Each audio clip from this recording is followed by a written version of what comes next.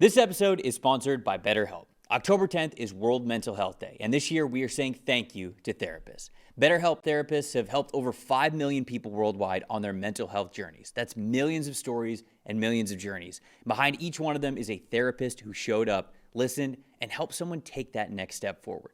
Moments in therapy, like asking the right questions, having a safe place to get emotional or cry, or small wins, they can change lives. This World Mental Health Day, BetterHelp is honoring those connections and the therapists who make them possible while showing how easy it is to get guidance from a licensed therapist online with BetterHelp. I've been doing therapy for over 2 years and I couldn't recommend it enough. It's helped me so much with relationships with my friends, families, even myself. It's helped me understand myself better, and it's just made for such a better life. It really has. With over 30,000 therapists, BetterHelp is the world's largest online therapy platform, having served over 5 million people globally. And it works with an average rating of 4.9 out of 5 for live sessions based on over 1.7 million client reviews. This World Mental Health Day, we are collaborating with those therapists who have helped millions of people take a step forward. If you're ready to find the right therapist for you, BetterHelp can help you start that journey. Our listeners get 10% off of their first month at BetterHelp.com/PFF. That's BetterHelp, HELP.com/PFF. Let's move on to the Sunday morning game, the international game that we had between the Broncos and the Jets. 13-11, the final score in this one. Denver hangs on by a thread. Should have never been this close, honestly, but it kind of is what it is. And Sean Payton said after the game, hey, you don't always have to win pretty. Let's take a look at the top 5 graded players that we had for the Denver Broncos. Linebacker Alex Singleton, a 90.6. That's a season high for him. Could be a career high for Alex Singleton. I feel like he's got to be up there if it's not the career high for him. Cornerback Pat Surtain, an 82.6. Tight end Evan Ingram, an 81.2. Linebacker Justin Strnad with an 80.5. And then safety Talanoa Hufanga with a 79.7. Bo Nix in this game, an 81.3. And on the Jets side of things, their new cornerback, Jarvis Brownlee Jr., was actually the top-graded player in this game at a 90.4. Linebacker Francis Mauigoa with a 86.3 at number 2. Edge rusher Michael Clemens with a 75.2. Cornerback Sauce Gardner, 72.3. And safety Malachi Moore with a 70.9. Justin Fields in this one, a 51.2. What do you think? That stat told the story, Dalton. Well, it was, you just mentioned it, and Sean Payton mentioned it, you don't always have to win pretty, and this was quite the opposite of that. Well, let's go on the Jets side, where it was, it's been an ugly year for the Jets so far, but it was really, really ugly in this game. I mean, the stats been thrown around, negative 10 net passing yards, 0 explosive plays, not one. I mean, they didn't try. They didn't even, but even on the ground, usually Breece Hall runs into 1 or 2, and they didn't even have a 10-yard run. I mean, you can't. Again, it's a philosophy thing at this point with the Jets. Well, other teams know they're not going to throw the ball. It's a philosophy thing. It's a player thing because let's be honest, Justin Fields is not a 17-game starting quarterback. This does not feel like it. He's just not. Yeah. If he was, the Bears wouldn't have given up on him in favor of Caleb Williams. Right. The Steelers who went 4-2 with him as their starter wouldn't have benched him after a 4-2 start. So I think what you have with this Jets offense, one, the players, they just don't have enough. They have Breece Hall, they have Garrett Wilson. They have a young offensive line that is a work in progress, but not ready for a matchup like this yet. And the offensive line's taken a massive step back from the beginning of the season, hasn't it? Here's the problem. Part of the problem. One, you have super young players, especially at tackle. Sure. Because everybody was expecting them to be superstars. Side note, Singleton, I'm getting it, it's the second highest graded game of his career. Okay. So you have super young players on the offensive line. You have a team that's now 0-6 and kind of sort of demoralized, right? You also have a first-time offensive coordinator. Mm-hmm. And now that we're 6 weeks into this, there's some tells here, okay? The Broncos, so think of it like this. The Broncos, in any neutral situation, because we know the Jets are very much a run-first football team, in any neutral situation, they were putting 5 defensive linemen out there. They were getting base 3-4. Right. They were going 5 up. And then when it got to obvious pass, they'd get back into a 4. They'd mess around with the blitz packages. 20 of the Jets' 31 carries were into a 5 defensive lineman look. 2.1 yards per carry on those 20 carries. If you see Jeremy Ruckert on the field, they're going to run it. If you see Andrew Beck on the field, they're going to run it.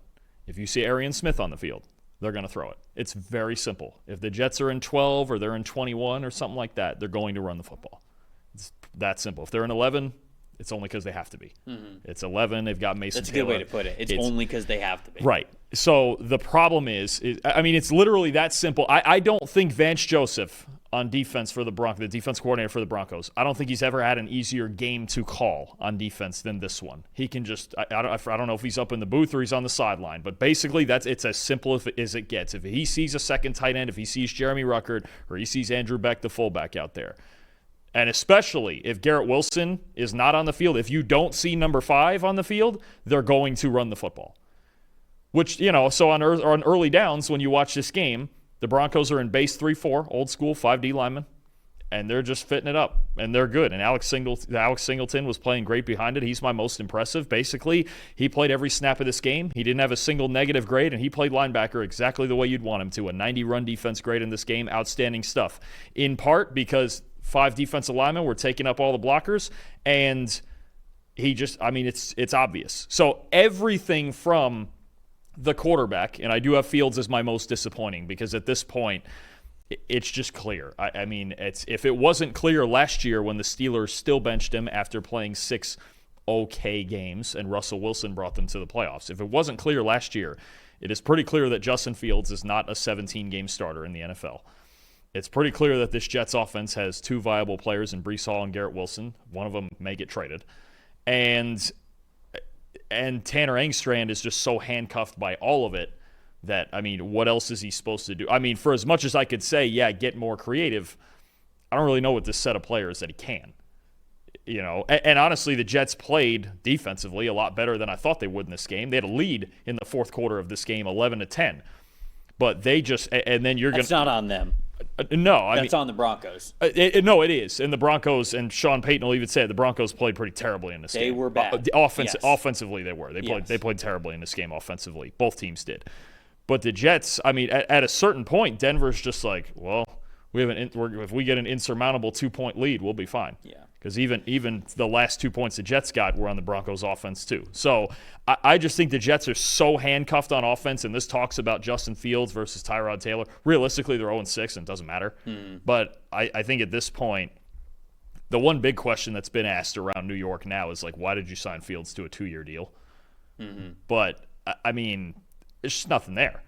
They just can't, and because they're so handcuffed by the quarterback and the lack of talent in general. Josh Reynolds is your number 2 receiver, and Arian Smith is your number 3. It's just not going to work.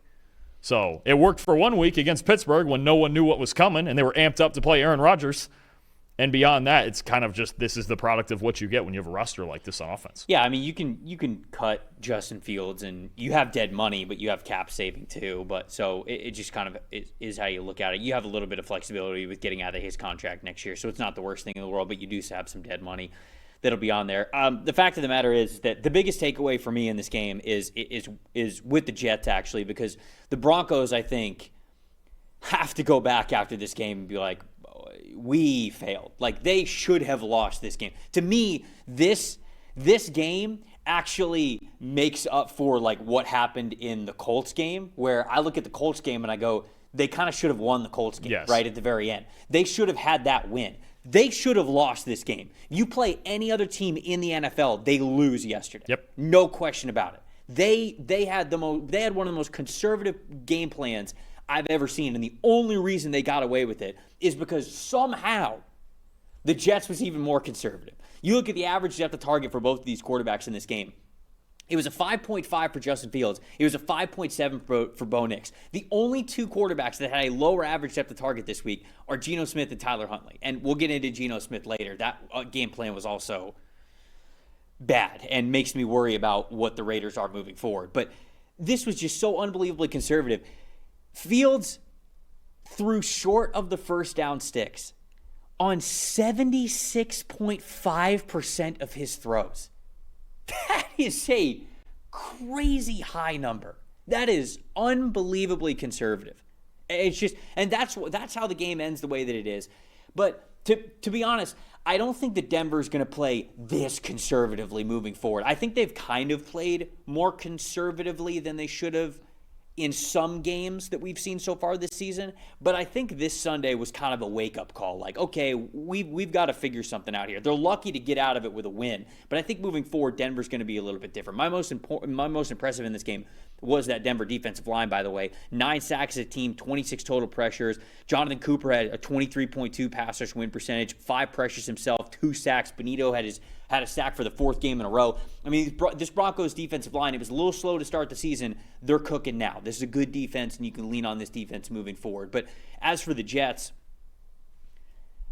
I don't know if this team wins more than 2 games.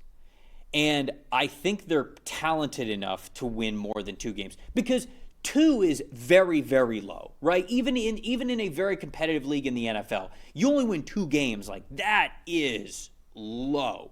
But the fact of the matter is, you're not even giving your guys a chance. And that's what we saw at the end of the first half. Now, to be fair to Aaron Glenn, I will be fair to him. He said after the game, here's the quote, "I wish I could have taken the clock down to 5 seconds and just thrown a Hail Mary, to be honest with you. But at that point, I just wanted no confusion. Let's just get out of the half, guys. We're getting the ball back in the second half. Let's get ready to go." Which is like, okay, at least you're saying that you should have taken a Hail Mary instead of just run out the last 30 seconds. But Dalton, they lost this game by 2 points. You were at your own 47-yard line.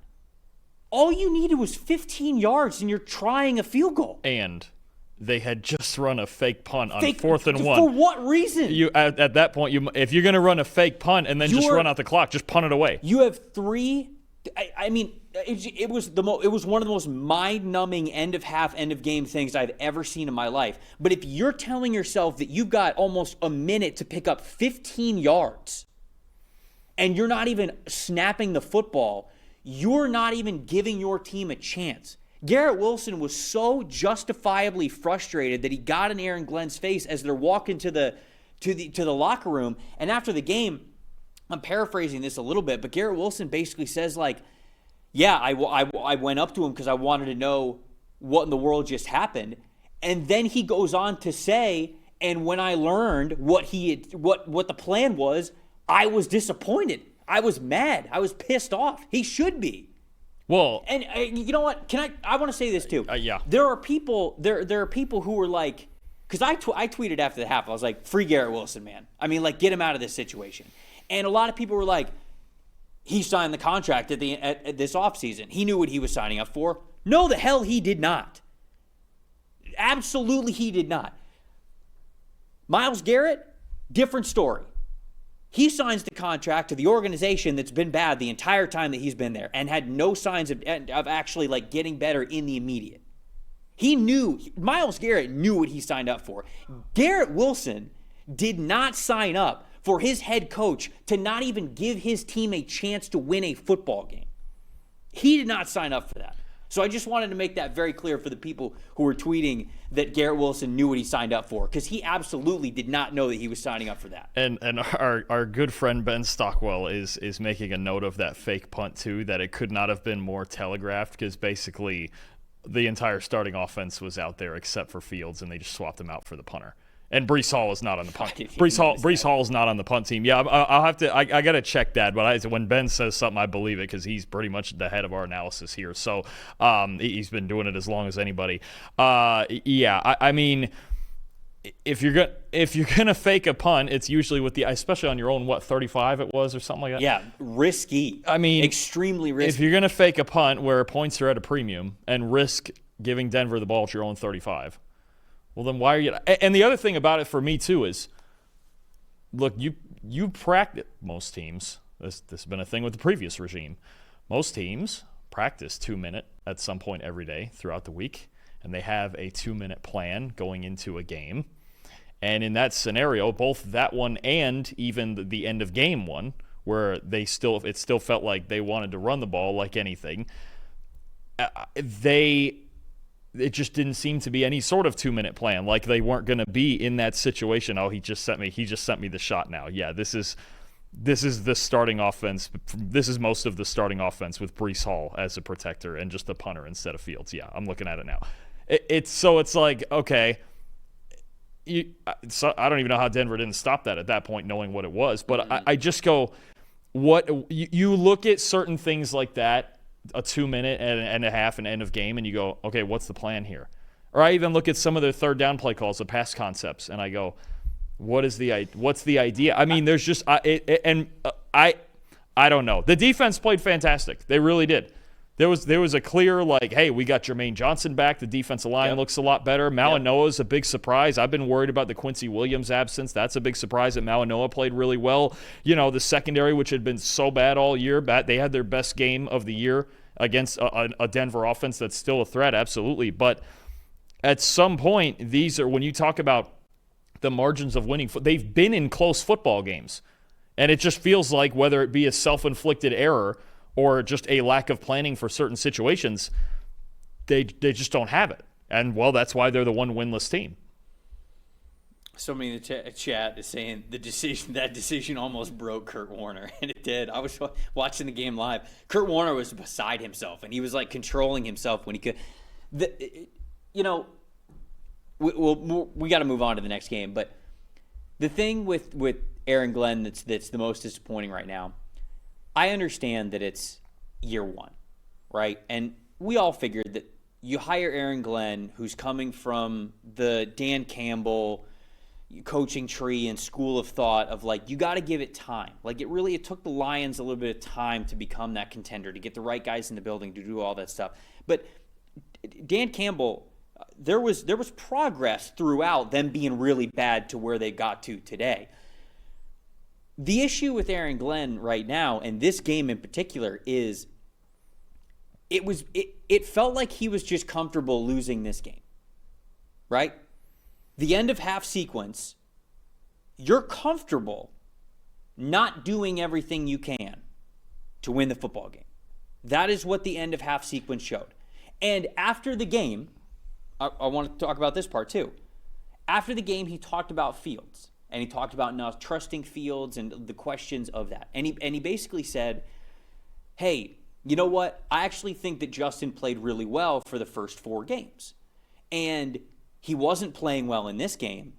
And I think that the question was, if I remember correctly, it was sort of like why didn't you go to Tyrod? If you didn't trust Justin this much, why didn't you go to Tyrod?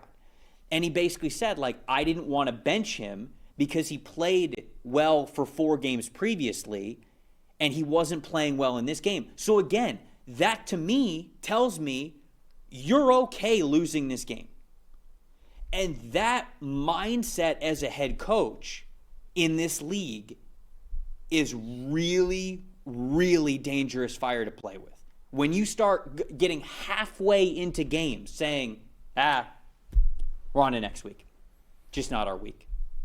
That's dangerous, man. I'm also just trying to figure out when, other than this week 1 against the Steelers, that he played well. What? I got fourth quarter stats against the Cowboys. He was awful against the Bills. He was awful against the Dolphins, and he was awful in this game. When did he play well in the last 4 games? Because I'm just telling you what he said. I know. That's why I know there's always the bravado that comes with post-game But even pressers, that decision, right? It's just you have 2 decisions in this game where your head coach does not do the thing he needs to do to win you the game. That's the difference. Who cares if Justin's played well for 4 games? If you think he's bad enough to where he's not going to win you a winnable game, bench him, put Tyrod in, see what you got, and be able to talk to Justin after the game, being like, hey, you played really well in the first 4 games. If he believes this, be able to be like, hey, I thought you played really well in the first 4 games. Today wasn't your day. It's all right. We'll go back to work on Monday, and we'll handle things correctly. But I still think that you can win as the quarterback of this team. Maybe. Because without having that conversation, you're instead just doing something that is not the best decision for your team to win football games. And it was very strange to watch. I never thought I'd be questioning whether or not Aaron Glenn's going to get fired after the first season. But now I unfortunately have to think that with how this game was handled. Because if it gets handled like this again, we don't see coaches punt on games and stick around in the league. And it kind of felt like that's what Aaron Glenn did in this game. I mean, it's early for this, but they're on the driver's seat for the number 1 pick. Oh, Without, well, like I said, I think they win 2 games at max. And a lot of the teams. Well, we saw last time they did that in 2020 that 2 games was too much.